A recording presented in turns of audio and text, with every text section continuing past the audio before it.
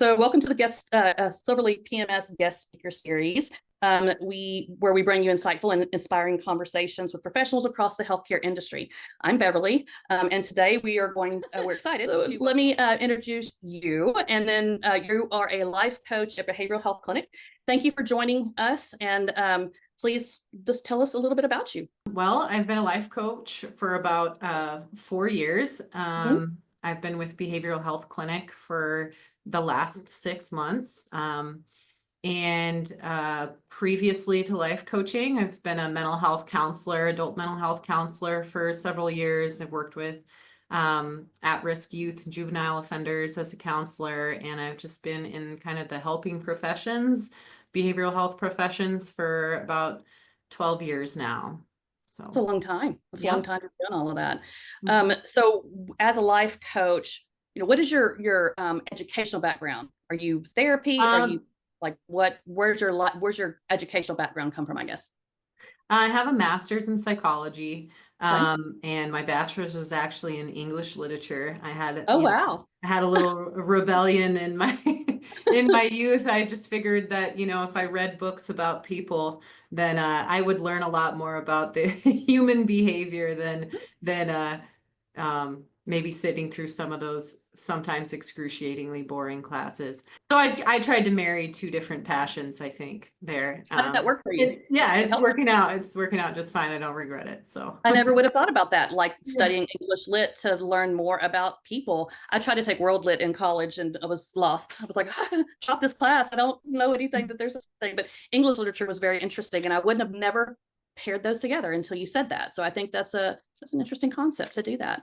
And so you're doing life coaching now, and you said, how long have you been in life coaching? 4 years? About 4 years. Yep. 4 years.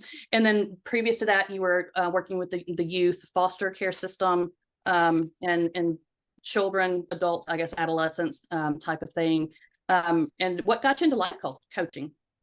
I made a big move during the COVID era as well, moved to a different state, which provided some challenges for licensure, just given kind of the nature of my degree. And I also had, I was staying at home at the time with my child, and I just really, it just kept coming up. People just kept telling me, have you thought about life coaching? And I was like, I don't even know what you mean, what you're talking about. And so there was a lot of talking to different life coaches and just kind of reaching out across the spectrum. And I eventually did attend a certification, life coaching through Professional Christian Coaching Institute, which is associated with International Coaching Federation. And so I got some certifications and just met a lot of coaches and learned a lot more about it, and started to have a passion for, I think, the philosophy behind coaching, which we can talk about later. But so that's kind of how I got into it. It was like partially accidental. It gave me a lot of freedom to kind of do it on my time at that moment. So yeah. Isn't that funny how things kind of fall into place sometimes, when you least expected it, when you went to school many years ago, life coaching wasn't even on the radar. And then that just kind of came into the mix and fit, and obviously you like it, or you still wouldn't be doing it 4 years later. And all that. So, and how long was your certification for life coaching? It was about, I think it was a year. So I could have continued, but I haven't yet. I may, there's a lot of good information out there. I definitely felt like it was a good program. I got a lot from it. But yeah, I was already working at the time. I was already coaching through that. And so it was just kind of an added benefit. It wasn't necessarily like something I was trying to do in order to start coaching. So right. Do you feel like you're using your therapy skills along with the life coaching? I know that you and I talked a little bit before we started on here, and talked a little bit about how there is still such a stigma on going to see your therapist, versus if someone says, I'm going to see my life coach, I'm sure that you use some of the techniques that you were using in therapy in your life coaching, because it's just going to be natural for you to use those things, right? Do you feel like it gives those patients a better, what's the word I'm looking for? They feel better about talking to their life coach versus, yes, I have to go see my therapist. How do you feel that patients respond to life coaching versus therapy? I think they respond very well. I think there's some challenges there, mainly having to do with funding. So they can't use their insurance for me. Yeah. So it really is a self-led mode, Journey. I Yeah. guess you could say, mode of behavioral health. They have to really want it. They have to invest in it, which in my mind kind of solves a lot of the problems that I did have as a therapist, is that I felt like a lot of times people would just kind of get one because they could, or because someone told them they should, or their insurance covered it, and that they weren't invested. It was Right. kind of like something that, or maybe they'd been doing it for so long, or they were doing it to get meds, Mm-hmm. whatever form that was. So there was a lot of frustration there for me. I mean, to answer your first question, absolutely, like having the experience in mental health counseling, behavior, all of my behavioral health and my education has been amazing, because really at the end of the day, we're working with human beings in behavioral health, and all the information is helpful. And all the experiences are enriching, good, bad, whatever. They help across the board.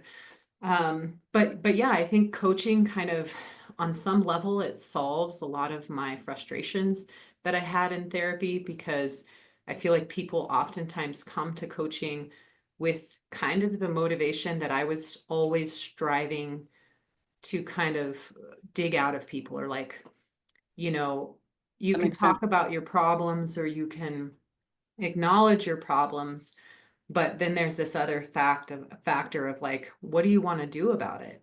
What Mm-hmm. are you capable of doing about it? What's stopping you from doing something about it? And so there's this action piece with life coaching that feels really exciting. And it's been awesome to give to people, because yeah, I see so much success as a life coach, like real life success. And Sure. that's mostly because people are coming with that, I think, motivation in a sense, or desire to make change. So, Right. I think you hit something, that's, you hit something on the head there. Like, I think therapy sometimes are like, oh, well, somebody told me I had a problem somewhere, or I think I have a problem. Can you solve my problem for me? And sometimes that problem takes looking inward and, where do I play a part in the problem? Right. So if someone comes to you and goes, I know the problem and I need you to help me, hold yeah, me accountable, cheer me on when I'm doing well, yeah. and guide me a little bit with this problem so that I can work through it. So I could Mhm. definitely see the difference there. And that's really cool. And I, like when you said, people coming to you motivated, that makes a big difference in any kind of medicine Yes, that you're, yeah, for sure. no different than being a diabetic, right? And I go see my primary care doctor. If I'm still eating all the stuff that I ate before and my sugars are still crazy high, and I have acknowledged that I actually have diabetes and I need to, I need to take care of myself.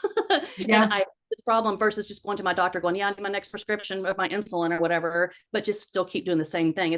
I think the provider, even if that situation where the patient comes in going, hey, my A1C is this, I've been watching my sugars, and you're really on top of it and you're wanting someone to guide you through that journey, is a whole different situation than, trying to pull somebody along when they really don't want to be there. I guess that'd be absolutely. kind of Yeah. thing. So, in the last few years, technology has kind of shown us how important it is in the systems in healthcare. How has telehealth and modern systems influenced the way that you deliver care?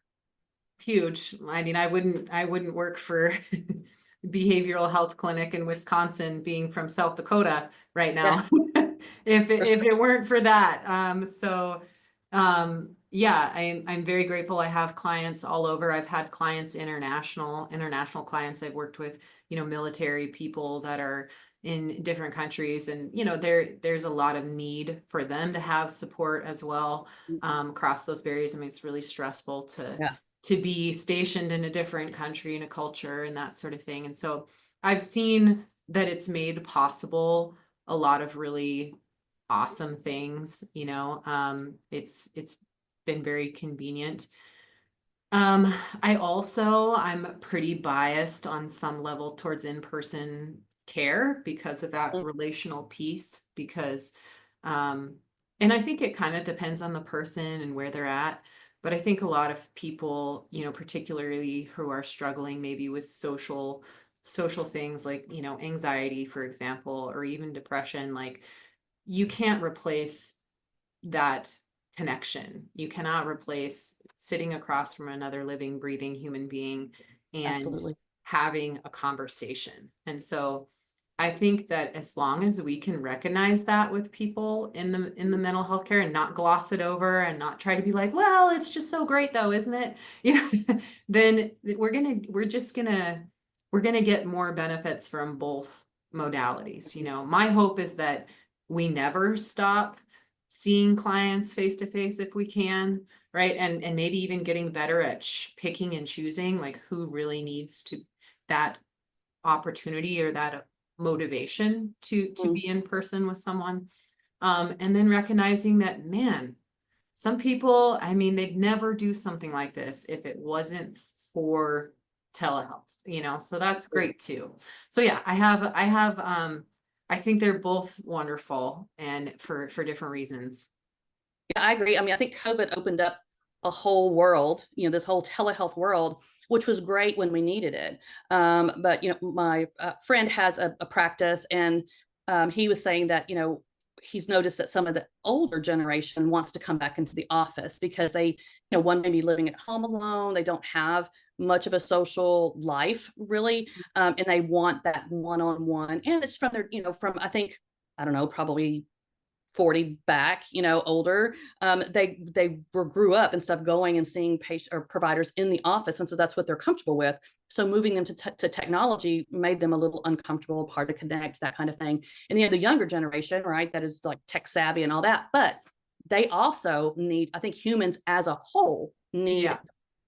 face-to-face connection with people that you just can't get on, telehealth. But we live in a video oriented society, right? So we're doing reels, and we're TikTok and all of that, where we're seeing people every day online, but it removes that physical presence. And especially with mental health, when you're trying to seek that comfort in someone helping you through maybe some difficult times, I think really Yeah. in office, having that ability at least to be seen in office, maybe you don't stay in office all the time, but having that connection where, if you need comforted, you can reach out to someone, you can touch them Yeah. in their hand or whatever, hey, I'm with you, or whatever they need. Very Yeah. different from telehealth. But then you have the people, like you mentioned, that may have some social anxiety or agoraphobia or something like that, that they just are so depressed that they're doing good to get out Yeah, of and bed. maybe telehealth is that starting point, but I mean, even just, the amount of challenges in a sense, like even to just getting to an office appointment, Mhm. you have to get up, you have to get Yeah. dressed, you have to get there, and you have to show up, and that can be a huge success for where a lot of people are, and it can feel really good, and so yeah, it's Yeah. I think definitely a both and. Yeah.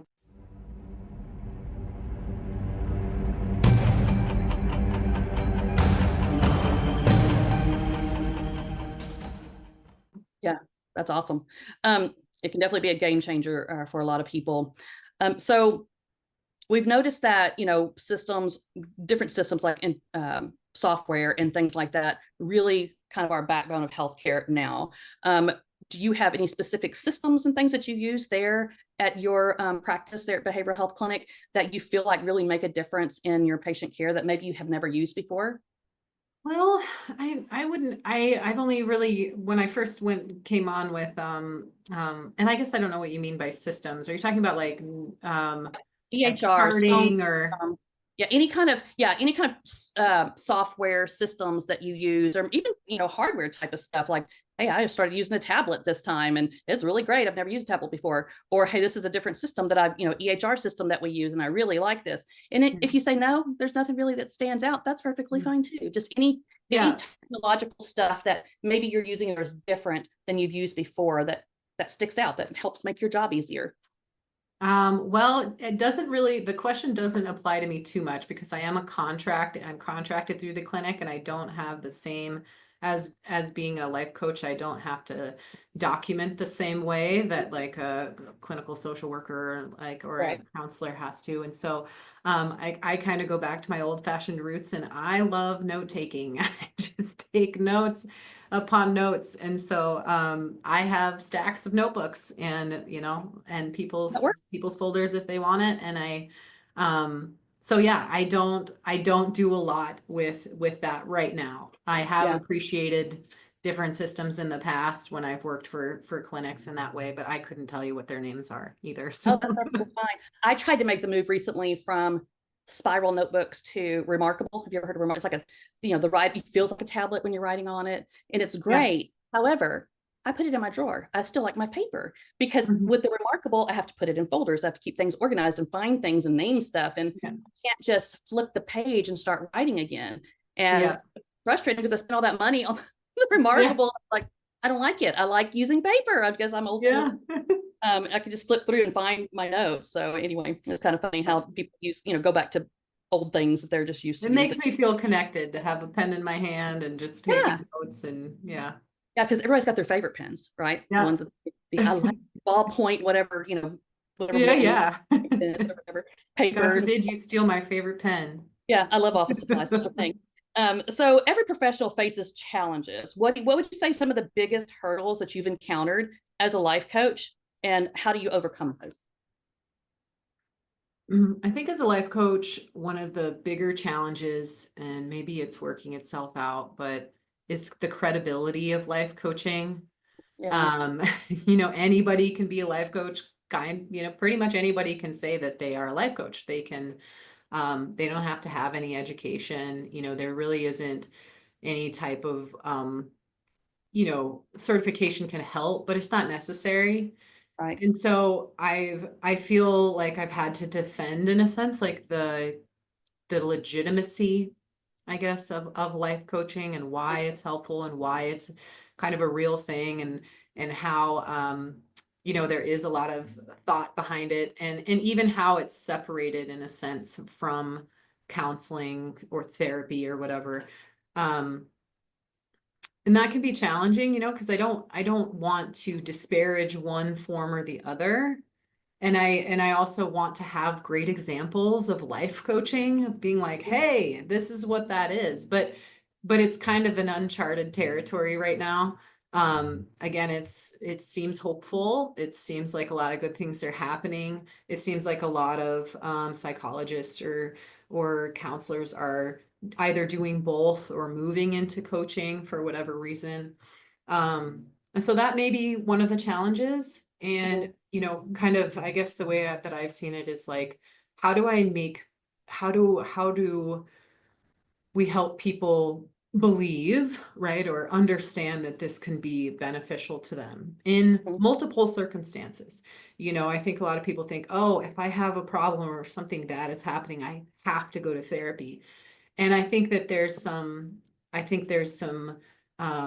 overlaps there, Mhm. it I depending agree. on where you are, you could get great help in your marriage. Your marriage could be greatly improved through coaching, versus this other thing. And so it's just kind of about getting it out there and helping people understand the differences. That can be challenging.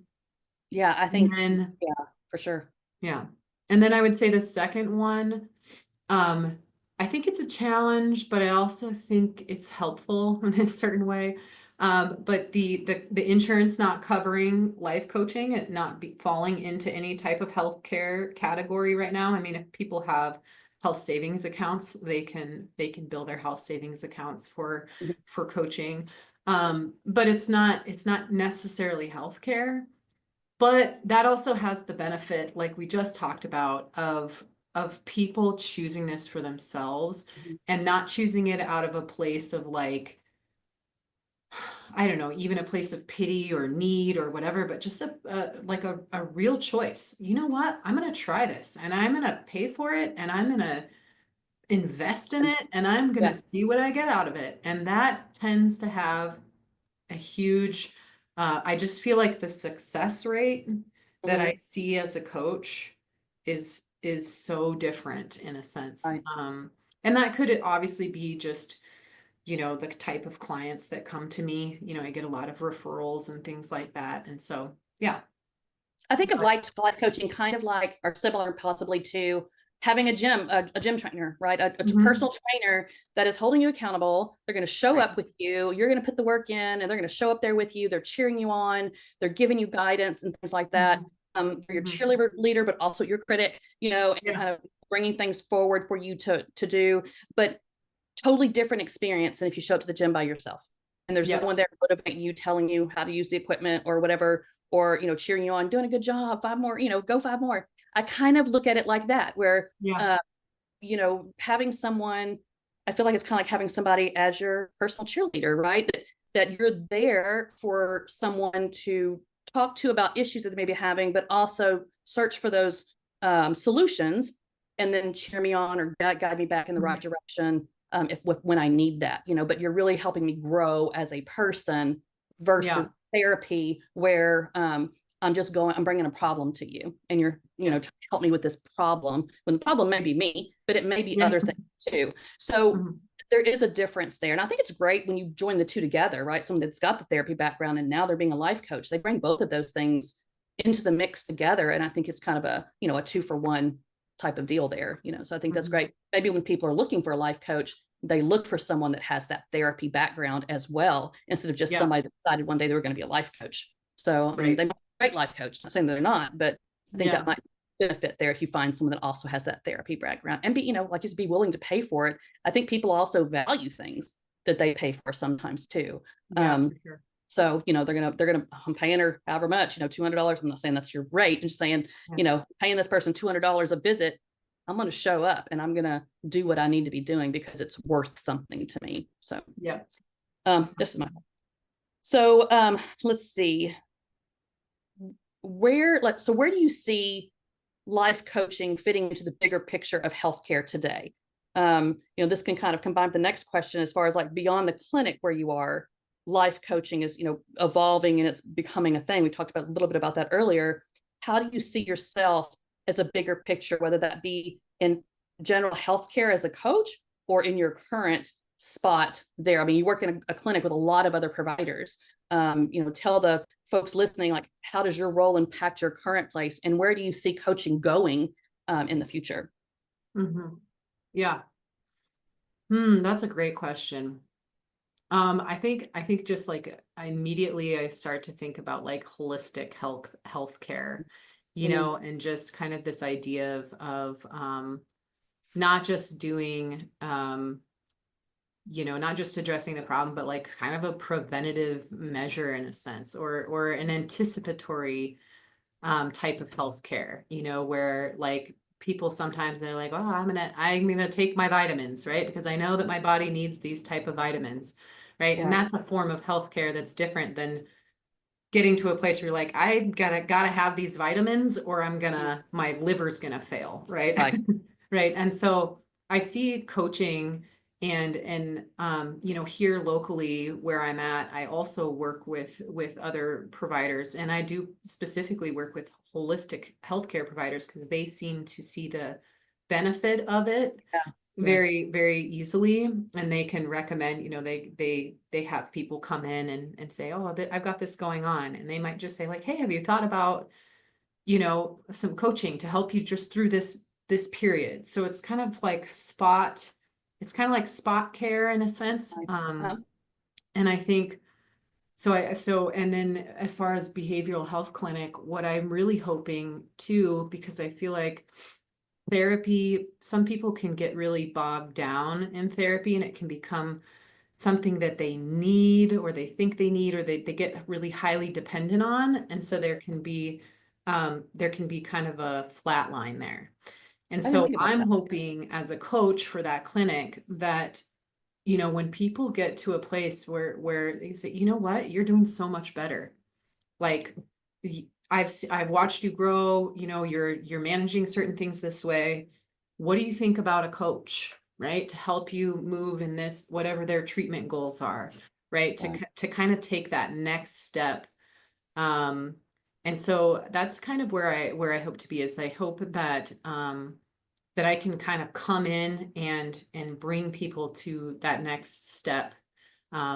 Maybe that have had a long journey in the process, behavioral health process, or, I even, I have clients here that that, they see a therapist, or they're on certain meds, or they have some pretty severe diagnoses, but Mhm. they see me to live with those diagnoses and to Yeah. actually feel like their life is worth something. And, they, and to make progress, like, how can I, right? What kinds of jobs can I do when I'm dealing with this, right? Where can Mhm. I start? How can I get there? Or, how do I kind of structure my life in a way that is more fulfilling for me, right? So we're not necessarily working on their diagnosis. We're working on what their life looks like with this diagnosis, and where can it go? Yeah, And kind of see adjunctive huge, treatment. Yeah. huge improvements, with just people that that think, or even their providers think, like, they're not going to have this level, they're never going to be able to do this or that. And it's like, I don't really believe that, as a coach, I don't really believe that, I think maybe I'm a coach because I believe in people's potential to get stuff done under really crazy circumstances.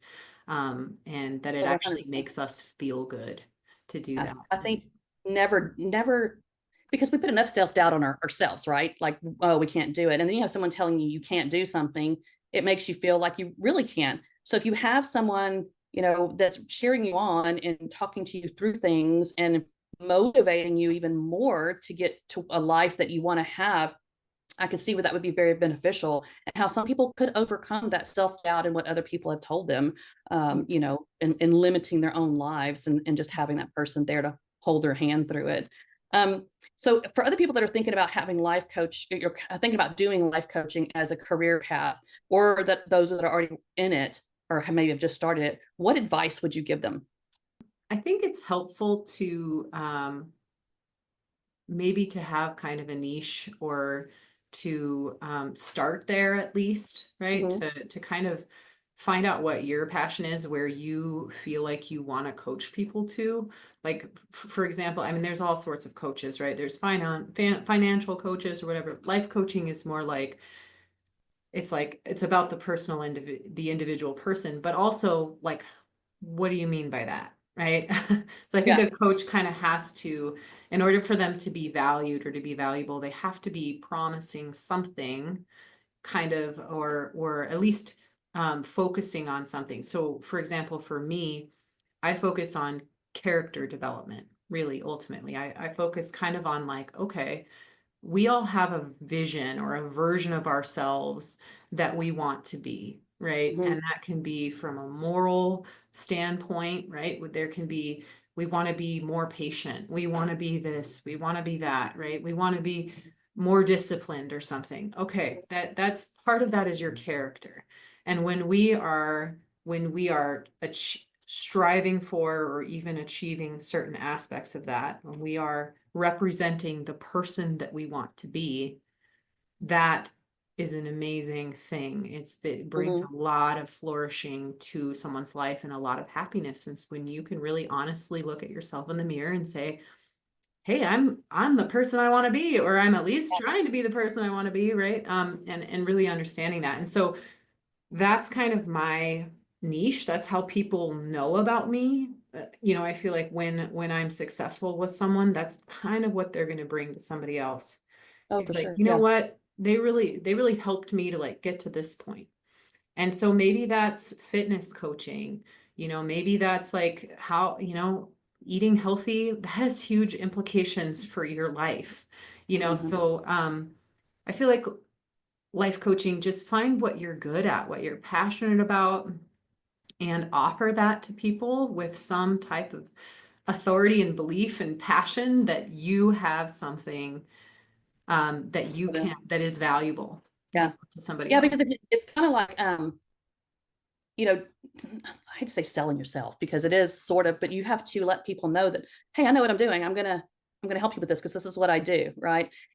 it would make somebody feel very good if they joined you and you're like, yeah, how can I help you? You know, you're not really passionate about anything, and you're not guiding the journey with the patient, you know, and helping them through things. But having that niche, then I know what I'm coming to you for. It's not just a generic, you know, well, tell me what you do and how can you help me type of thing. I know that I'm coming to you to help build a character, not flaw, but something in me that I want to see different. So yeah, I can see where the niche would be very helpful there. So you mentioned earlier, we talked a little bit earlier about how important different systems are and stuff. And I know Silverleaf has played a role in supporting your clinic.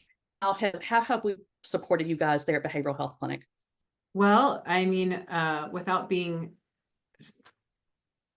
I guess, maybe more of an authority in that area, I would say that it probably companies like yours have been the reason why they're even endeavoring to create a coaching arm, right? Because there's a lot of just what we've talked about, a lot of creating legitimacy around it, a lot of marketing it, and like letting people know that it's even there, right? That it's a resource that they can go to their local behavioral health clinic and find this resource.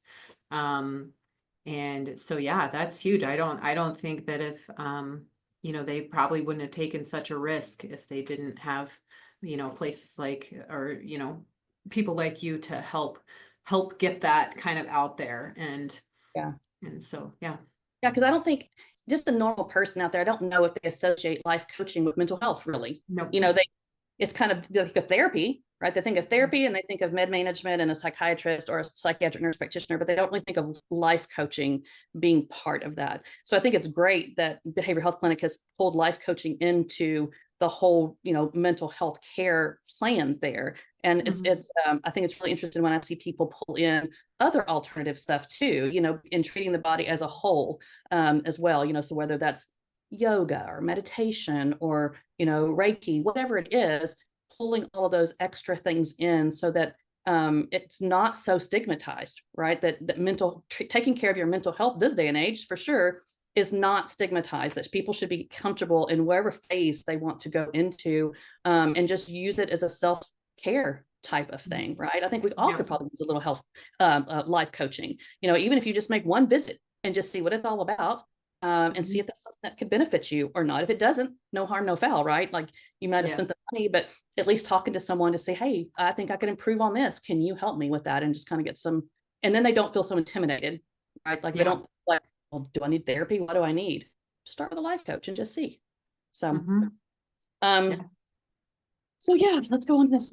So let's pivot just a little bit. I want to talk about more of your patient experience. So is there any, you know, one or two even memorable patient stories that you have that at the end of that visit or the end of the, you know, journey with that patient, even that you're like, wow, I really impacted that person. I can really tell that I made a difference in that person's life and getting them to where they are. Or maybe where patient has told you, you made a difference. Do you have anything that you could share with our audience like that? One or two stories, short ones? No patient information, obviously. Yeah, question. So that always feels good to go back and just look at some of those situations. I can think of two probably right off the top of my head. One of them has been a long time client and has come from a kind of a more complicated background of mental health issues and certain diagnoses, and so, you know, when I first started working with this person, they were pretty low functioning, you know, not really able to hold a job, really depressed, just really afraid, just wondering, you know, just really wondering what their life could be like given kind of the dump, the things that had been dumped, right?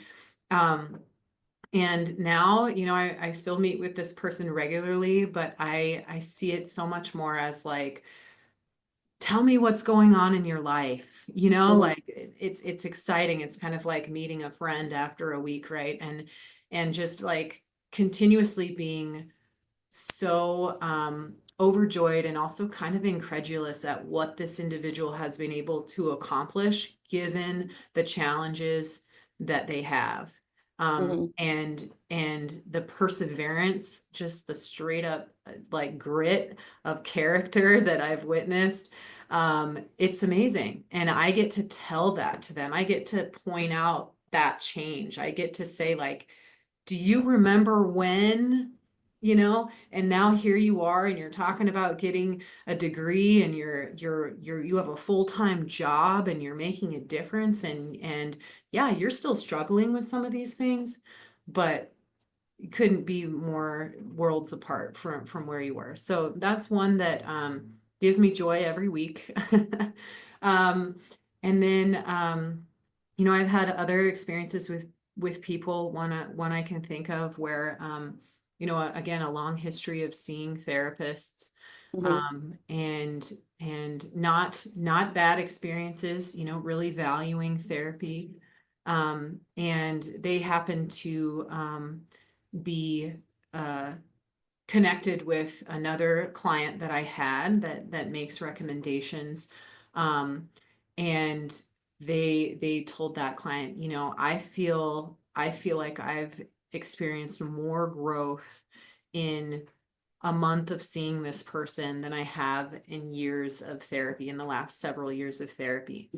And so, to be able to ask that question, like, why do you feel like that? Like, what would make you say that? I'm not waving a magic wand here. This is not, it's not what's happening, right? But to have them answer, because you push me, because you've pushed into all of these areas in a sense. And I do feel like as a coach, you get a little bit of freedom to do that. You at least can say, like, hey, what if you pushed right there? Right? Like, I'm not doing it for them, but I could say, Mhm. like, what if you just went a little deeper right there? Mhm. And that can be this huge freeing experience for people who do feel like they're kind of stuck with something, a diagnosis or a particular just a habit, and so yeah, there's just been so much, and it helps me. Um, there's so much that I get from it as well, just the exposure to people's lives and challenges and the things that they go through, and when they figure it out, it's like, thank you. You just helped Mhm. me figure something out, or just those kind of Aha moments. client led Yeah. aspect of things can just be really inspiring. So Yeah, I think that, I mean, stories like that really highlight the power of what you do for people. And I think sometimes as a person, we may not always see that growth. Someone from the outside looking in at us from the first moment, and they don't really have when you meet these clients for the first time, you haven't known them their whole life. I've known myself my whole life. So the mhm. the the characteristics that I have, or the habits that I have, or whatever, aren't new to me. I've always been doing this. So to have someone from the outside looking in and seeing those differences, right, and noticing those differences and calling that back to my attention, I think is powerful, because I may not have seen it that way, and I've Yeah. talked to a couple of life coaches over my period of being an entrepreneur, and you don't, when you're in the thick of things and you've got your head down and you're just working, working, working, working, it helps to have someone on your side, because your family may not be on your side supporting you as being an entrepreneur or whatever. But if you have some stranger, right, that now I've met and you've kind of become sort of a friend, right? I kind of think of life coaches as your friend, because you don't feel like it's really that heavy healthcare provider. I'm not prescribing Yeah, medication. that power dynamic isn't quite Yeah, there it's a yet. little different, and so then you're able to go, hey, Bev, did you remember like 2 months ago when you were sitting here talking about this, and you've made a couple of these changes, and now you're here? And then I Yeah. go, oh, I didn't think Yeah. about that. Yeah. That's different. Yeah, you're right. You saw it. Couldn't even see it on myself. Right. Yeah. So I may see little things, but I think having someone validate you like that, and you're in Mhm. my corner, and you're rah-rahing and being my cheerleader over here and pushing me to do things that will make big changes. I think that's huge.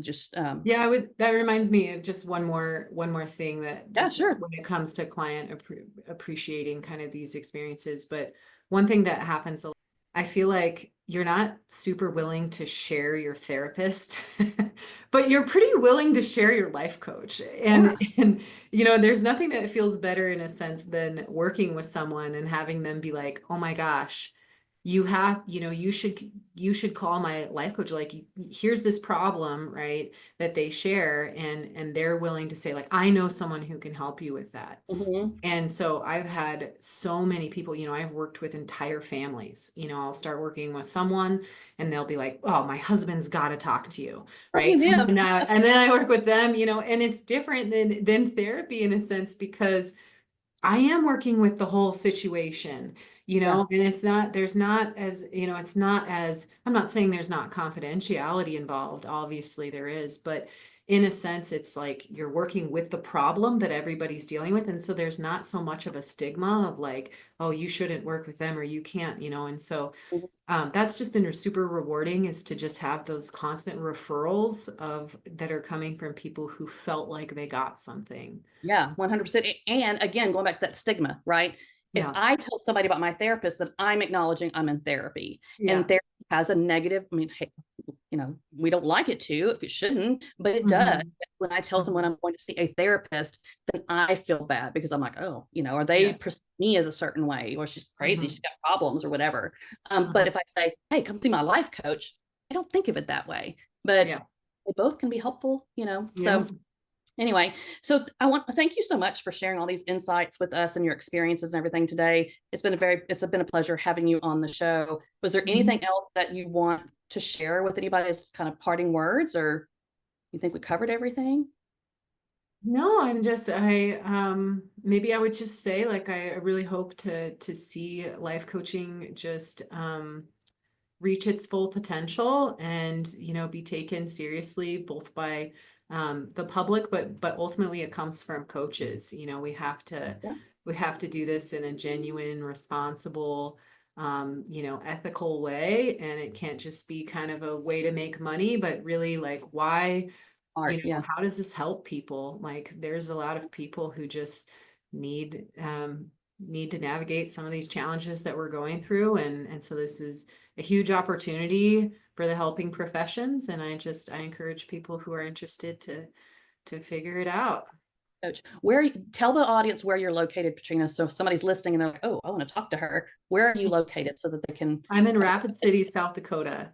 South Yep. Dakota? Okay. Woo. My personal I own a practice called Core Coaching and Psychology.